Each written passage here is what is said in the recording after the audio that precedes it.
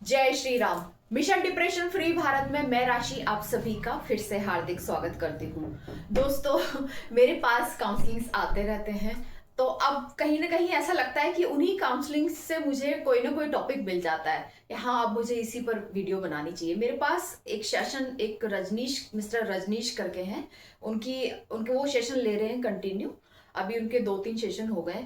Actually वो उन्हें एक मानसिक समस्या है, जिसे हम हिंदी में जैसे इंग्लिश में हम उसे पैनिक डिसऑर्डर बोलते हैं। पैनिक डिसऑर्डर मतलब मौत होने से पहले मौत होने का डर। जैसे किसी को डर सताता है ना कि यार मेरी डेथ ना हो जाए, यानी डेथ का फियर होता है उन्हें, यानी मौत होने की संभावना से लगने वाला डर। यानी उनको कहीं ना कहीं उनके मन में हमेशा ये डर बना रहता है कि कहीं मेरी डेथ ना हो जाए, कहीं मुझे ये ना हो जाए, कहीं मुझे ऐसा ना हो जाए। तो आज मैं इसी पैनिक डिसऑर्डर पर बात करूंगी, ठीक है। देखिए क्या होता है कि सामान्य स्थिति में, जैसे मान लीजिए हम सड़क पे जा रहे हैं, अब हमारे सामने एकदम से कोई एक्सीडेंट हो गया और खून खराबा हमने देख लिया, तो उस स्थिति में एक पल के लिए, कुछ मिनट के लिए हम डर जाते हैं और हमें ये डर लगता है कि यार कहीं हमारे साथ भी तो नहीं ऐसा हो जाएगा, हम भी रोड पर चल रहे हैं, या कहीं हम बहुत 10-20 मंजिल छत पर खड़े हुए हैं, मंजिल ऊपर खड़े हो, और हम जैसे ही नीचे देखते हैं तो हमें डर लगता है, जैसे ही कोई पीछे से हमें हाथ भी लगा तो हमें डर लगता है कि अरे कहीं हम गिर ना जाएं, कहीं हम नीचे ना गिर जाए और हमारी डेथ ना हो जाए। कहीं बहुत गहरी नदी है, तालाब है, पानी है, तो उसके पास खड़े होके हमें एक बार को ये डर लगता है कि यार कहीं हम गिर ना जाए। तो ऐसी कुछ जीवन में ऐसी जब परिस्थितियां बनती हैं, ऐसी सरकमस्टांसेस जब बनती हैं, तो उसमें ये जो डर लगता है हमें कि कहीं हम गिर ना जाएं, कहीं हम भी मर ना जाएं, या हमें हमें कुछ हो ना जाए, ये जो डर है ये बहुत नॉर्मल होता है। ये बहुत स्वाभाविक होता है, इसका लगना कोई बड़ी बात नहीं होती है।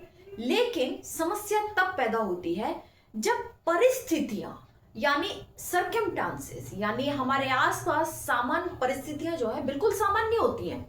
Each and everything fine and well, सब कुछ अच्छा होता है, सब कुछ सही होता है, पर उसके बावजूद भी हमारे मन में निरंतर ये घबराहट बनी रहती है, ये बेचैनी बनी रहती है, ये डर बना रहता है कि कहीं मुझे कुछ हो ना जाए, कहीं मेरी डेथ ना हो जाए, कहीं मुझे हार्ट अटैक ना हो जाए। ठीक है। देखिए ये कहानी है मिस्टर रजनीश की, जो कि एक टूर एंड ट्रेवल्स कंपनी में काम करते हैं, बहुत अच्छी पोस्ट पर हैं, अच्छा खासा पैसा कमाते हैं। बट उनके जीवन में कुछ, उनके फैमिली में और उनके फ्रेंड सर्किल में कुछ ऐसा हुआ जिससे उनके मन में ये डर बैठ गया कि कहीं मुझे भी हार्ट अटैक ना आ जाए और कहीं मैं भी हार्ट अटैक से ना मर जाऊं। क्योंकि उनकी फैमिली में 2-3 चाचा ताऊ के रिलेशन में 2-3 लोगों के साथ हार्ट अटैक आया और हार्ट अटैक से उनकी डेथ हो गई। उसके बाद उनके एक बेस्ट फ्रेंड थे, जिनसे उनको बहुत ज्यादा अटैचमेंट था, दिन रात का उठना बैठना, यारी दोस्ती, अब जानते हैं आप यारी दोस्ती बड़ी गहरी होती है, अटैचमेंट होता है, लव होता है, अफेक्शन होता है, ठीक है, जुड़ाव होता है। तो उस दोस्त को भी अचानक से हार्ट अटैक आ जाता है और ये खुद ही उसको गाड़ी में डाल के हॉस्पिटल लेके जाते हैं, उसका ट्रीटमेंट कराते हैं और फाइनली फिर उसकी डेथ हो जाती है। तो ये जब बाहर खड़े होते हैं और जब इन्हें पता चलता है कि इनके फ्रेंड की डेथ हो गई है ड्यू टू हार्ट अटैक, बस वहीं से इनके पसीने छूट जाते हैं, इनको घबराहट होने लगती है और इनको बेचैनी होने लगती है, और इनके दिमाग में वो जो पहले जो डेथ हुई है इनके फैमिली में हार्ट अटैक से, वो सारी रिकॉल हो, दिमाग सारी उन घटनाओं को रिकॉल करने लगता है कि देखो पहले भी चाचा जी की भी ऐसे हुई थी, है ना, उनकी भी ऐसे हुई थी, और अब तेरे दोस्त की भी हो गई, तो अब कहीं अगला नंबर तेरा तो नहीं है। ये डर उनके मन में बैठ जाता है। फाइनली जैसे तैसे वो खुद को संभालते हुए अपने घर आते हैं, लेकिन वो सो नहीं पाते ठीक से, नहीं, उनका कुछ खाना पीना सब गड़बड़ हो जाता है। थोड़े दिन बाद क्या होता है, वो अपनी लाइफ में एज इट 2-4 हफ्ते के बाद वो अपनी वर्क पर जाते हैं। अब अचानक जब वो गाड़ी चला रहे होते हैं तो वो ऐसा महसूस करते हैं कि जैसे उनका गला सूख रहा है, उन्हें पसीने आ रहे हैं और उन्हें बहुत ज़्यादा घबराहट हो रही है, बेचैनी हो रही है, और उनकी हार्ट बीट बढ़ गई है, और उनके चेस्ट में, साइड में, चेस्ट में, छाती में, मतलब जैसे दर्द हो रहा है। जब ये होता है तो वो उनका मन उनको डराता है कि कहीं तुझे भी तो नहीं हार्ट अटैक आने वाला है, कहीं तू भी तो नहीं मरने वाला है तेरे उस दोस्त की तरह या तेरे उस रिलेटिव्स की तरह। ये बहुत ज़्यादा घबरा जाते हैं और समय निकालकर तुरंत फोर्टिस में जाते हैं। वहाँ जाकर अपने कार्डियोलॉजिस्ट से अपने सारे टेस्ट करवाते हैं। कार्डियोलॉजिस्ट जो हार्ट स्पेशलिस्ट होता है वो इनके सारे टेस्ट करता है, ईसीजी, इको, सारी। लेकिन कमाल की बात ये होती है, हैरानी की बात ये होती है कि इनके सारी रिपोर्ट्स, सारे टेस्ट बिल्कुल सामान्य आते हैं, बिल्कुल नॉर्मल आते हैं। यानी कहीं कोई समस्या नहीं होती है, किसी भी चीज में समस्या नहीं होती। हाँ, बस एक ब्लड टेस्ट में इनका थोड़ा सा जो है ब्लड प्रेशर थोड़ा सा हाई आता है, तो उसके लिए डॉक्टर इनको सलाह दे देते हैं कि आप थोड़ा सा जॉगिंग वॉगिंग करो, थोड़ा सा वॉकिंग करो, ये ठीक हो जाएगा। थोड़ा बहुत कोलेस्ट्रॉल बढ़ गया होगा इस वजह से, बाकी ऐसा कुछ नहीं है। ये फाइनली कुछ थोड़ी बहुत दवाइयाँ लेके घर आ जाते हैं। कुछ दिन तक ये ठीक रहते हैं फिर, लेकिन इनके अच्छा रिपोर्टें बिल्कुल सामान्य होती हैं, जांचें बिल्कुल सामान्य होती हैं, सारे टेस्ट नॉर्मल होते हैं। अब टेस्ट तो नॉर्मल होते हैं, लेकिन कहीं ना कहीं इनका जो मन है वो नॉर्मल नहीं हो पाता है, वो कहीं ना कहीं सही नहीं हो पाता है। मन में तो निरंतर ये डर बना रहता है कि जैसे मेरे दोस्त की हार्ट अटैक से डेथ हो गई थी, ऐसे ही शायद मेरी भी हो जाएगी। मुझे क्योंकि मुझे भी पसीना आ रहा है, मेरे भी सीने में दर्द हुआ है, या इस तरह से। फिर ये 24 घंटे ब्लड प्रेशर पे ध्यान रखते। अब होता क्या है, जब ये सब चल रहा होता है तो हर व्यक्ति की आदत होती है, जब भी उसे कुछ होता है तो गूगल पर, यूट्यूब पर या कहीं भी इंटरनेट पर उससे रिलेटेड रिसर्च करना शुरू कर देते। यानी उसके बारे में जानने की कोशिश करते हैं कि यार ये जो हो रहा है मेरे को, ये क्यों हो रहा है, किस लिए हो रहा है, इसमें किस तरह के सिम्टम आते हैं, ये जब आते हैं तो ये क्या क्या होता है, कैसे कैसे। तो इन्होंने वो रिसर्च करना गूगल पर स्टार्ट करा। तो ये कुछ रिसर्च को पढ़ रहे थे जो कि हार्ट अटैक से रिलेटेड थी। पढ़ते इनका ध्यान एक ऐसे पॉइंट पर गया जहां पे लिखा हुआ था कि ब्लड प्रेशर के बढ़ने से भी कभी कभी हार्ट अटैक आ जाता है। वो बात इनके मन में ना कहीं बैठ गई। अब ये डर के मारे ब्लड प्रेशर की मशीन हमेशा अपने साथ रखने लगे। जैसे ही इनको कुछ ऐसा फील होता है, ये तुरंत ब्लड प्रेशर की मशीन निकालते, अपना ब्लड प्रेशर चेक करते, और अगर इनको कुछ बढ़ा हुआ लगता है या कुछ है तो तुरंत हॉस्पिटल भाग जाते।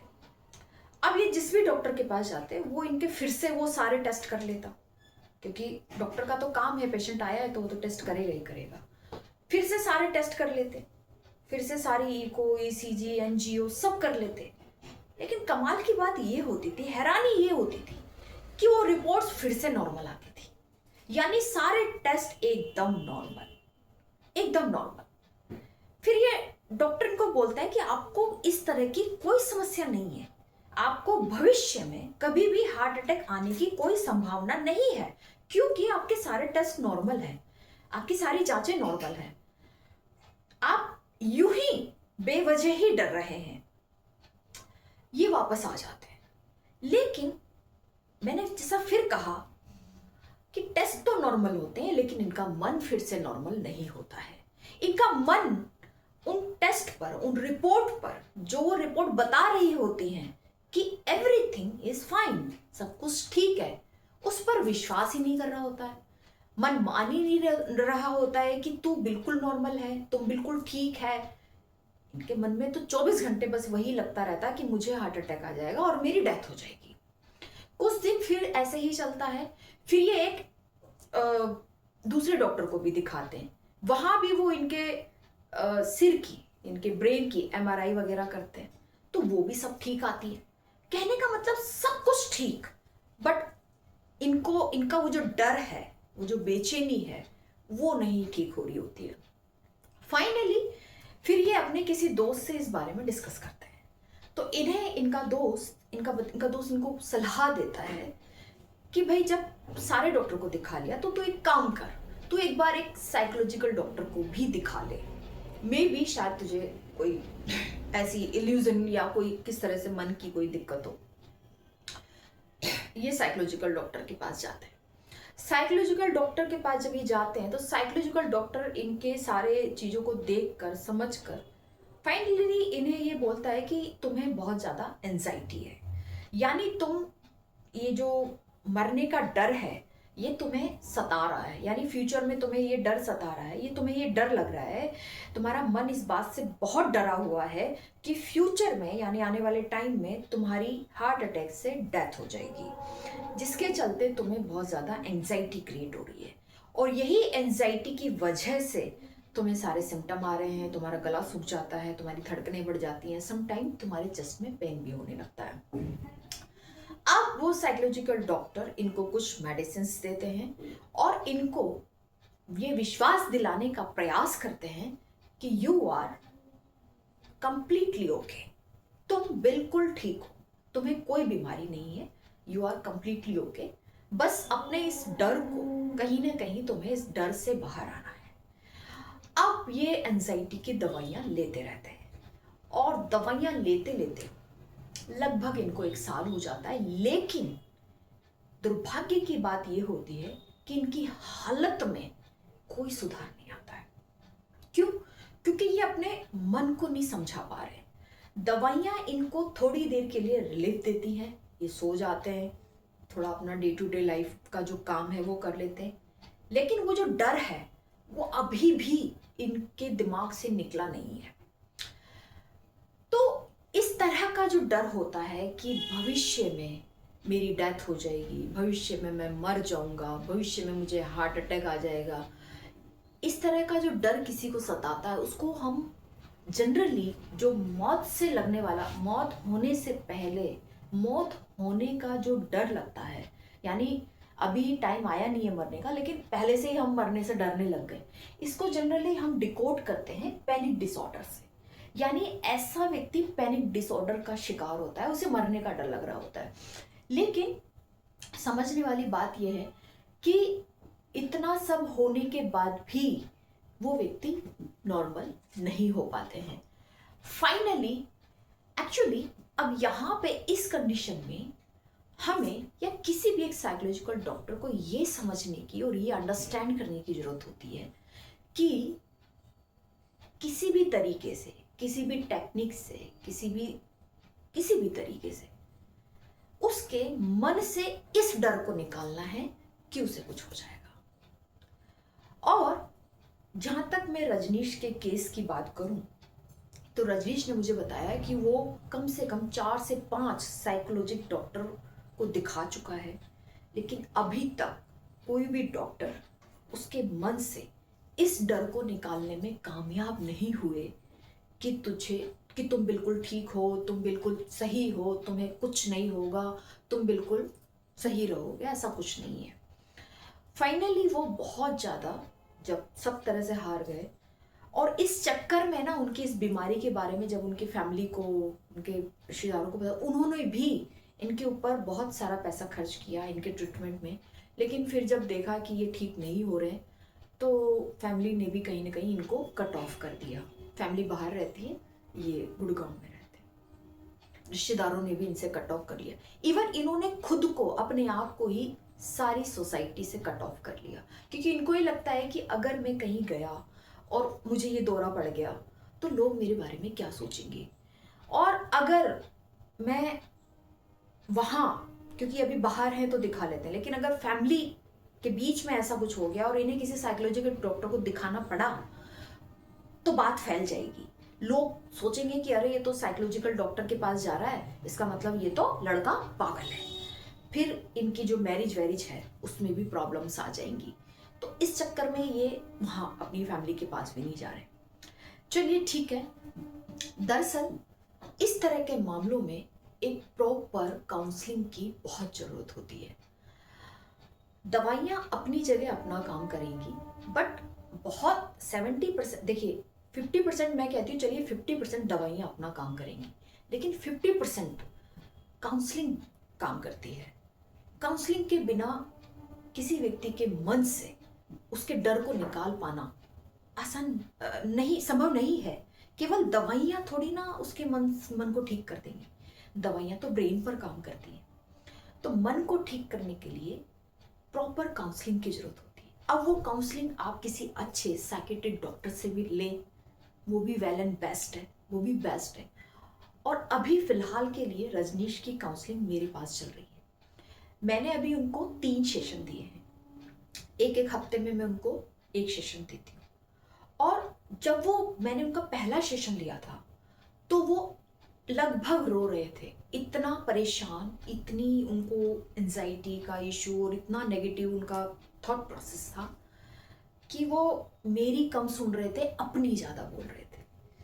मैंने उनको प्रॉपर काउंसलिंग दी और मैंने ये पाया कि पहली काउंसलिंग से दूसरी काउंसलिंग में वो बहुत हद तक रिकवर, मतलब 20% तक रिकवर कर चुके थे। उसके बाद दूसरी काउंसलिंग से तीसरी काउंसलिंग में वो लगभग 40% तक कवर कर चुके हैं। अब वो मुझे बताते हैं कि मैंने अपनी सारी दवाइयाँ हटा दी, फेंक दी। मैंने अपनी सारी दवाइयाँ, जब से मैं आपसे बात कर रहा हूँ, मैंने अपनी सारी दवाइयों को साइड में रख दिया। मैंने फिर भी ये बोला कि आप दवाइयाँ एकदम मत छोड़ो, आप दवाइयों की जो डोज है उसको थोड़ा थोड़ा कम कर दो, छोड़ो मत, क्योंकि एकदम छोड़ दोगे तो आपको प्रॉब्लम ज़्यादा हो सकती है। मैंने उनको यही सलाह दी, आप दवाइयाँ थोड़ी थोड़ी कम कर दो, धीरे धीरे कम करो, एकदम नहीं छोड़नी है। उसके बाद मैंने उनको कुछ प्रैक्टिसेस दी जो उनको करनी है, वो बताई, तो वो उनको उसको ईमानदारी से फॉलो कर रहे हैं। और तीसरी काउंसलिंग में उन्होंने मुझे ये बताया कि मैम, मैं पहले से बहुत हद तक बहुत अच्छा फील कर रहा हूँ, बहुत पॉजिटिव फील कर रहा हूँ।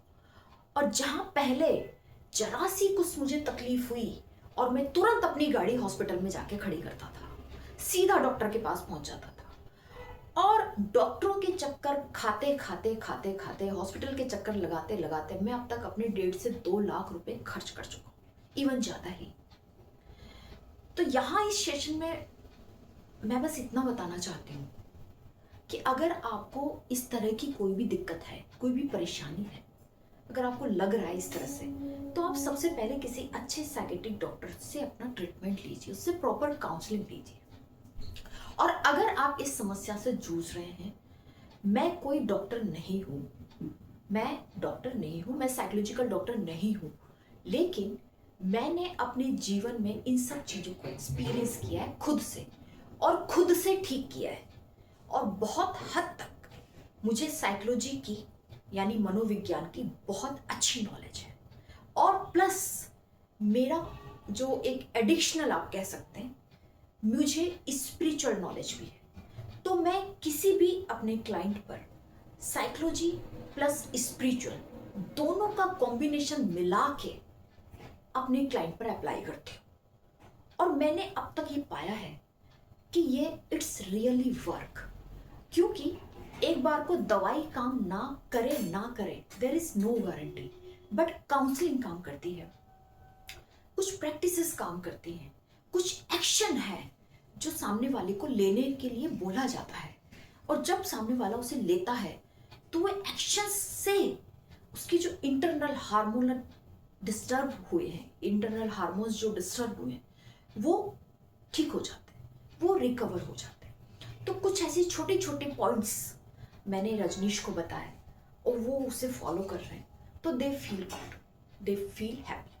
तो अगर आप भी इस तरह की किसी भी प्रॉब्लम से गुजर रहे हैं, और आप, सबसे पहले तो मैं यही कहूँगी कि आप किसी साइकोलॉजी के डॉक्टर के पास जाएं, वहाँ ट्रीटमेंट लें।